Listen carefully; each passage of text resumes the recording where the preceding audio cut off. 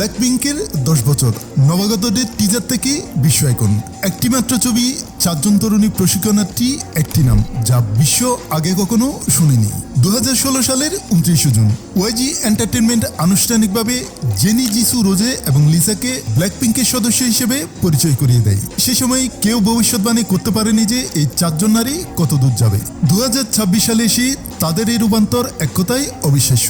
অভিষেকের টিজার ছবিতে একসাথে বসে থাকা নিষ্পাপ নবাগত থেকে শুরু করে স্টেডিয়াম মাতানো বড় বড় উৎসবের প্রধান আকর্ষণ হওয়া, স্ট্রিমিংয়ে রেকর্ড ভাঙা এবং বিশ্বজুড়ে ফ্যাশন আইকন হয়ে ওঠা পর্যন্ত ব্ল্যাকপিঙ্ক গত এক দশকে একটি কে-পপ গার্ল গ্রুপ কি অর্জন করতে পারে তার নতুন সংজ্ঞা দিয়েছে। এই যাত্রাকে আরো বিশেষ করে তুলেছে তা শুধু পুরস্কার, চার্ট রেকর্ড বা সোল্ড আউট ট্যুর নয়। 4 জন শিল্পীকে আত্মবিশ্বাসী নারী হিসেবে বেড়ে উঠতে দেখা, যারা সেই অনন্য পরিচয়ের প্রতি বিশ্বস্ত থেকেছে, যা ব্ল্যাকপিঙ্ককে প্রথম দিন থেকেই স্বতন্ত্র করে তুলেছিল। আর তা হলো কমনীয়তা, শক্তি, আকর্ষণ এবং স্বকীয়তা। 10 বছর পর ব্ল্যাকপিঙ্ক শুধু একটি দলের নাম নয়, এটি একটি বিশ্বব্যাপী ঘটনা যা বিশ্বের লক্ষ লক্ষ ব্লিংদের অনুপ্রাণিত করেছে।